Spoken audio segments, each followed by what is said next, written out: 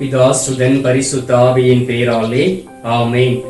ஆண்டவர் உங்களோடு இருப்பாராக, உம் ஆன்மாவோடும் இருப்பாராக. சபை உரையாளர் புத்தகத்திலிருந்து வாசகம், அதிகாரம் 12, இறை வார்த்தை 13. கடவுளுக்கு அஞ்சி நட, அவருடைய கட்டளைகளுக்கு கீழ்ப்படி, இதற்காகவே மனிதர் படைக்கப்பட்டனர். ஆண்டவரின் அருள்வாக்கு. இறைவா உமக்கு நன்றி. கிறிஸ்துவுக்குள் பிரியமான என் அன்பு சகோதர சகோதரிகளே, ஆண்டவராகிய இயேசு கிறிஸ்துவின் பெயரால் நான் உங்களை வாழ்த்துகின்றேன். அவருடைய அருளும் இரக்கமும் கருணையும் எப்பொழுதும் உங்களோடும் உங்களுடைய குடும்பத்தோடும் தங்கும்படியாக உங்களுக்காக தினமும் நான் நற்கருணை நாதரிடம் ஜெபித்துக் கொண்டு இருக்கின்றேன். எனக்காகவும் தொடர்ந்து ஜெபியுங்கள். குறிப்பாக உங்களுடைய குடும்ப ஜெபத்தை என்னையும் நினைவு கூறுங்கள். அன்பார்ந்தவர்களே, ஆண்டவராகிய கடவுள் இந்த நாளில் நம்மோடு பேசிக் கொண்டு இருக்கின்றார். அவர் உங்களை பார்த்து சொல்லுகின்றார், எதற்காக கடவுள் உங்களை படைத்தார் என்று சொல்லுகின்றார். எதற்காக கடவுள் நம்மை படைத்து இருக்கின்றார்? ஏன் கடவுள் நம்மை உருவாக்கினார்?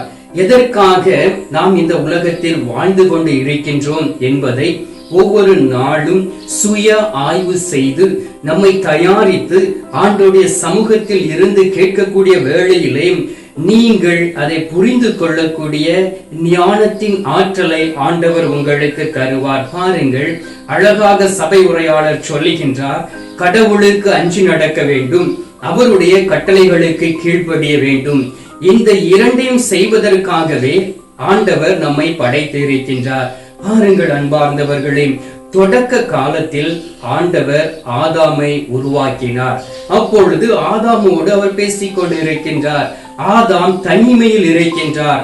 ஆதாம் தனிமையில் இருப்பதை பார்த்த தந்தை கடவுள் அவருக்கு ஒரு துணையை உருவாக்குவோம் என்றே சொல்லி அவருடைய விழாவில் இருந்து ஒரு எலும்பை எடுத்து அதில் ஒரு பெண்ணை உருவாக்குகின்றார்.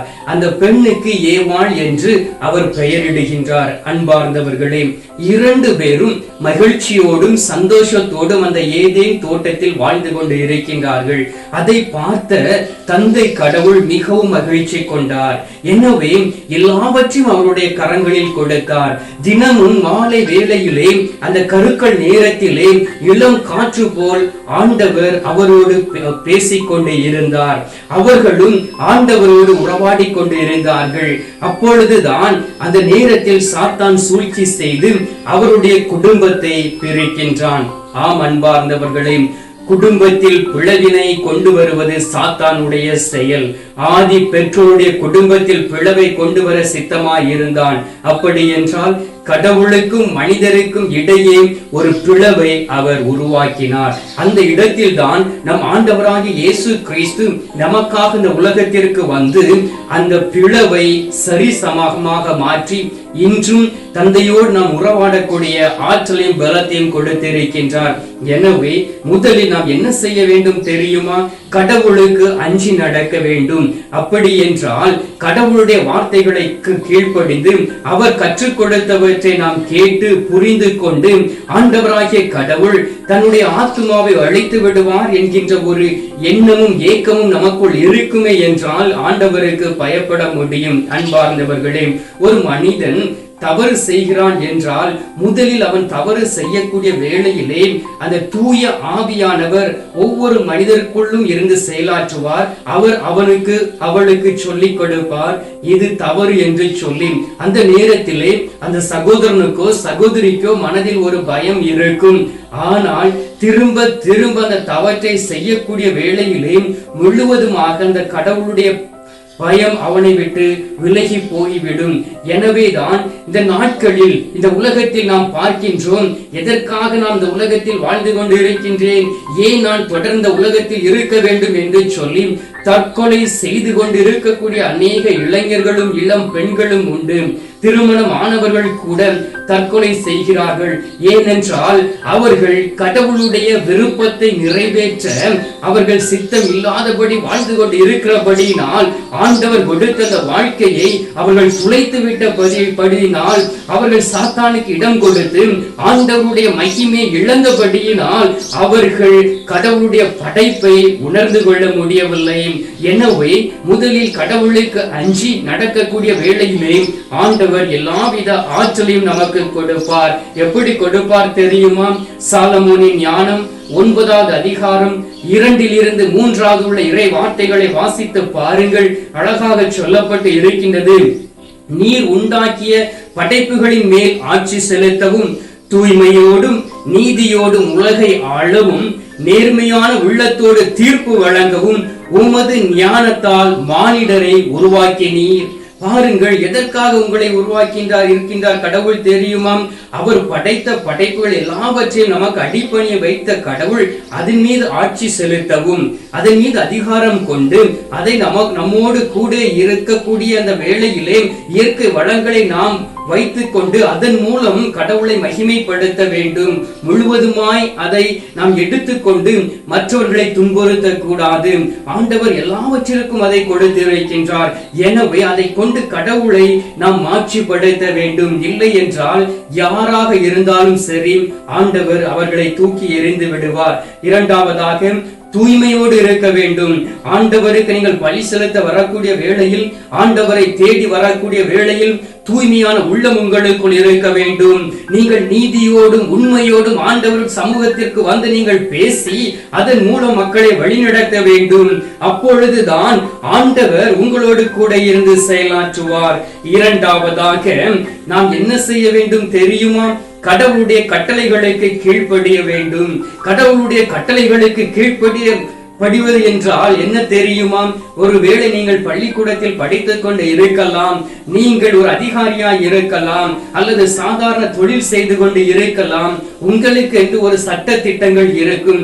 பள்ளியில் படிக்கக்கூடிய மாணவ மாணவிகளுக்கு சில சட்டங்கள் இருக்கும், ரூல்ஸ் அண்ட் ரெகுலேஷன் என்று சொல்லி இந்த பள்ளிக்கூடத்தில் சொல்லிக் கொடுப்பார்கள். அதை மீறி அவர்கள் எதுவும் செய்யக்கூடாது. அப்படி செய்தால் பள்ளிக்கூடத்தில் இருந்து வெளியே அனுப்பி விடுவார்கள். அதே போல் வேலை செய்த இடத்தில் உங்களுக்கு என்று சில சட்ட திட்டங்கள் இருக்கும். அதில் இந்த அக்ரிமெண்ட் என்று சொல்வார்கள். அதில் நீங்கள் கையெழுத்து போட்ட பிறகுதான் உங்களை வேலையில் அமர்த்துவார்கள். நீங்கள் ஏதாவது தவறு செய்தால் அந்த சட்ட திட்டங்களை வைத்து அவர்கள் உங்கள் மீது தண்டனையை கொண்டு வருவார்கள். அதே போல் நாம் சாதாரண வேலைகள் செய்து கொண்டிருக்கலாம், ஏதாவது தொழில் செய்யலாம், உங்களுக்கு என்று சில சட்ட திட்டங்கள் இருக்கும். வரம்பு மீறி போகாதபடி நீங்கள் அதை கண்ணியமாய் கடைபிடித்துக் கொண்டு இருக்கலாம். ஆம் அன்பார்ந்தவர்களே, அதே போல் ஆண்டவரை நாம் பின்பற்ற வேண்டுமே என்றால், ஆண்டவரோடு இணைந்திருக்க வேண்டுமே என்றால், ஆண்டவரோடு பேச வேண்டுமே என்றால், ஆண்டவருடைய குரலை கேட்க வேண்டும் என்றால், அவருடைய படைப்பின் மீது ஆட்சி செய்ய வேண்டும் என்றால், நாம் ஆண்டவருடைய கட்டளைகளுக்கு கீழ்ப்படிந்து இருக்க வேண்டும். அப்படி என்றால் ஆண்டவராகிய கடவுள் மோய்சன் வழியாக கொடுத்த அந்த 10 கட்டளைகள் நீங்கள் கடைபிடித்தால் போதும். உண்மையிலும் உண்மையுமாக உங்களுடைய ஆத்துமாவை ஆண்டவர் விண்ணகத்தில் கொண்டு சேர்ப்பார். ஆம் அன்பார்ந்தவர்களே, நீங்கள் இந்த 10 கட்டளைகளை எப்பொழுதும் உங்களுடைய கண் முன்பாக வைத்து நீங்கள் அதை தியானித்து பாருங்கள். எந்த இடத்தில் நீங்கள் தவறி இருக்கிறீர்கள் என்பதை நீங்கள் அறிந்து ஆண்டவருடைய சமூகத்தில் வந்து ஆண்டவராகிய இயேசு கிறிஸ்துவின் பரிசுத்த இரத்தத்தினால் உங்களை கழுவி தூய்மைப்படுத்தி மீண்டுமாய் கடவுளோடு ஒப்புரவாக கூடிய வேளையிலே ஆண்டவர் உங்களை எதற்காக படைத்தார் என்பதை நீங்கள் அறிந்து கொள்ள முடியும். அன்பார்ந்தவர்களே, சாலமோனின் ஞானம் 11வது அதிகாரம் 24வது வார்த்தையில் சொல்லப்பட்டு இருக்கின்றது. படைப்புகள் அனைத்தின் மீதும் நீர் அன்பு கூறுகின்றீர். நீர் படைத்த எதையும் வெறுப்பதில்லை. ஏனெனில் நீர் எதையாவது வெறுத்திருந்தால் அதை படைத்திருக்கவே மாட்டீர் என்று சாலமோன் சொல்லுகின்றார். ஆம் அன்பார்ந்தவர்களே, ஆண்டவர் உங்களை படைத்திருக்கின்றார், என்னை படைத்திருக்கின்றார். இந்த உலகத்தில் உள்ள எல்லாவித ஜீவராசிகளை உருவாக்கி இருக்கின்றார். எல்லாவற்றிற்கும் மேலாக ஆண்டவர் நம்மளை உயர்த்தி நம்மையும் அன்பு செய்து கொண்டு இருக்கின்றார். ஆண்டவர் நம்மை வெறுத்தார் என்றால் அவர் நம்மை படைத்ததற்கு எந்த ஒரு அர்த்தமும் இல்லாமல் போயிருக்கும். எனவே ஆண்டவர் நம்மை வெறுத்திருந்தால் நம்மை உருவாக்கியிருக்கவே மாட்டார் என்பதை நீங்கள் அறிந்து கொள்ள வேண்டும், நீங்கள் உணர்ந்து கொள்ள வேண்டும். அப்பொழுதுதான் ஆண்டவருடைய மகா பெரிய வல்லமையை நீங்கள் உணர்ந்து ஆண்டவருக்கு உகந்த ஒரு வாழ்க்கை வாழ்ந்து இந்த படைப்பை அன்பு செய்து ஆண்டவருக்கு ஒரு சாட்சியாக இருக்க முடியும். ஆண்டவருடைய பெயரை நீங்கள் மகிமைப்படுத்த முடியும். அதற்காகத்தான் நாம் உருவாக்கப்பட்டு இருக்கின்றோம், நாம் அழைக்கப்பட்டு இருக்கின்றோம். ஆண்டவர் அதை நமக்கு ஒவ்வொரு நாளும் இயற்கையின் வழியாக கற்றுக் கொடுத்து இருக்கின்றார்.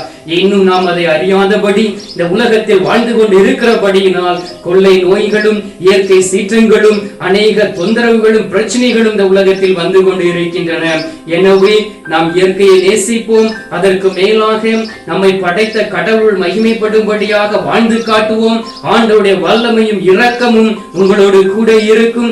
எதற்காக இந்த உலகத்தில் வாழ்கிறீர்கள் என்பதை நீங்கள் அறிந்து கொள்ள முடியும். எனவே இந்த நேரத்தில் ஆண்டவருடைய மன்னிப்பு கேட்டு இந்த நேரத்தில் நாம் மன்றாடுவோம். எத்தனை முறை நாம் மற்றவர்களுக்கு எதிராக பேசியிருப்போம், எத்தனை முறை இயற்கை வளங்களை அழித்திருப்போம், எத்தனை மிருகங்களை நாம் கொன்று இருப்போம். அதற்காக ஆண்டவரிடம் நாம் ஒப்புரவாகி இந்த நேரத்தில் நாம் ஜெபிக்கலாமா? நாம் இப்போது ஜெபிப்போம். எங்கள் பரலோக தந்தையே, இயேசு கிறிஸ்துவே, தூய நல் ஆவியே, தந்தையே, இந்த அருமையான காலை பொழுதிற்காக நன்றி சொல்லி உம்மை துதிக்கிறோம் சுவாமி. தந்தையே, உம்முடைய வார்த்தைகளுக்காக நன்றி. ஆண்டவரே, ஒவ்வொரு நாளும் நீர் எங்களோடு பேசிக்கொண்டு இருக்கின்றீர் உமது வார்த்தையின் வழியாக. ஏனென்றால் வார்த்தையின் வழியாகவே கடவுள் உம்மை உருவாக்கினார், அதன் மூலமே எங்களுக்கு மீட்பு வந்தது என்பதை நாங்கள் உணர்ந்து கொள்கின்றோம். அன்பார்ந்த இயேசு சுவாமி, நீர் இந்த உலகத்தில் வாழும் பொழுது இயற்கையை அன்பு செய்து உம்மிடம் ஒப்படைக்கப்பட்ட மக்கள் ஒவ்வொருவரையும் அன்பு செய்து அவர்கள் யாரும் அழிந்து போய்விடாதபடி ஆண்டவருடைய வார்த்தைகளை அவர்களுக்கு அனுப்பி அவர்களுக்காக ஒவ்வொரு நாளும் நீர் தந்தையிடம் பரிந்து பேசினீரே. சிலுவையில் தொங்கிய வேளையிலும் கூட எல்லோரையும் மன்னிக்க வேண்டும் என்று சொல்லி தந்தையிடம் பரிந்து பேசி ஆண்டவர் உருவாக்கிய அந்த படைப்பை அன்பு கொண்ட என் அன்பு நேசரே, உம்மை நோக்கி நாங்கள் செபிக்கிறோம் சுவாமி. நீரே எங்களுக்கு தாயும் தந்தையுமாய் இருக்கின்றீர், நீரே எங்களை வழி நடத்துகின்றீர், நீரே எங்களை அன்பு செய்கின்றீர், நேசிக்கின்றீர் என்பதை உணர்ந்து இருக்கின்றோம்.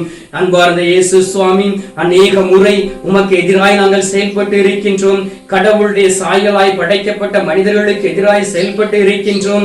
ஆண்டவர் உருவாக்கிய படைப்பின் மீது அன்பு கொள்ளாதபடி இயற்கை வளங்களை அழித்து தீமைக்கு உள்ளாய் இருக்கின்றோம். இந்த நேரத்திலும் அதற்காக உம்மிடம் மன்னிப்பு கேட்கின்றோம் சுவாமி.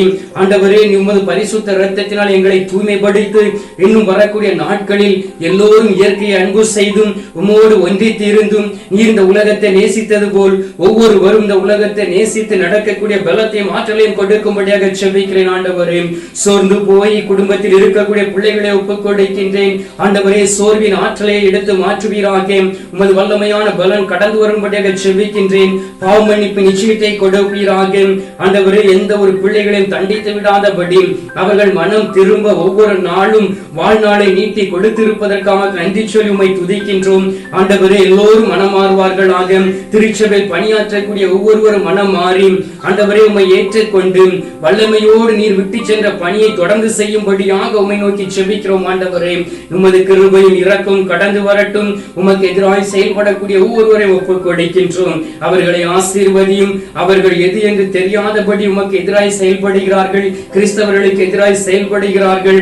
ஆண்டவரே, நீர் அவர்களை சந்தித்து அவர்களுக்கு நீர் எல்லாவற்றையும் விலக்கி கூறும்படியாக செபிக்கிறேன் சுவாமி. தகப்பனே, இந்த அதிகாலையில் நீர் எங்களுடைய ஜெபங்களை கேட்டிருப்பதற்காக நன்றி. எங்களுடைய ஜெபத்தை கேட்டு பதில் தந்திருப்பதற்காக ஸ்தோத்திரம் ஸ்தோத்திரம் ஸ்தோத்திரம்.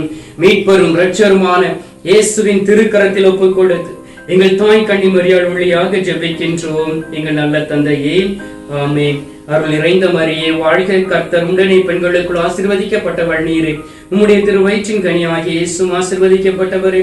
அஜிஷ்ட மரியே, சர்வேசுடைய மாதாவே, பாவிகளா இருக்கிற எங்களுக்காக இப்பொழுதும் எங்கள் மரண நேரத்திலும் வேண்டிக் கொள்ளும். ஆமென். பிதாவுக்கும் சுதனுக்கும் பரிசுத்த ஆவிக்கும் மகிமை உண்டாவதாக. ஆதியில் இருந்தது போல இப்பொழுதும் எப்பொழுதும் என்றென்றும் இருப்பதாக. ஆமென். அன்பார்ந்தவர்களே, கடவுள் நம்மை ஜெபத்தை கேட்டு இருக்கின்றார். எதற்காக கடவுள் நம்மை உருவாக்கி இருக்கின்றார், படைத்திருக்கின்றார் என்பதை விளக்கி இருக்கின்றார். எனவே இந்த நேரத்தில் படைப்புகளுக்கு எல்லாம் தளபதியாய் இருக்கக்கூடிய நம் ஆண்டவர் தரக்கூடிய ஆசீர்வாதத்தை பெற்றுக்கொள்வோம். எல்லாம் வல்ல இறைவன் பிதா, சுதன், பரிசுத்த ஆவி உங்களை ஆசீர்வதித்து உங்கள் மீது இரக்கம் கொண்டு உங்களுடைய தவறுகள் எல்லாவற்றையும் உங்களுக்கு சுட்டி காட்டி உங்களை தூய்மைப்படுத்தி வழிநடத்துவாராக. ஆமென்.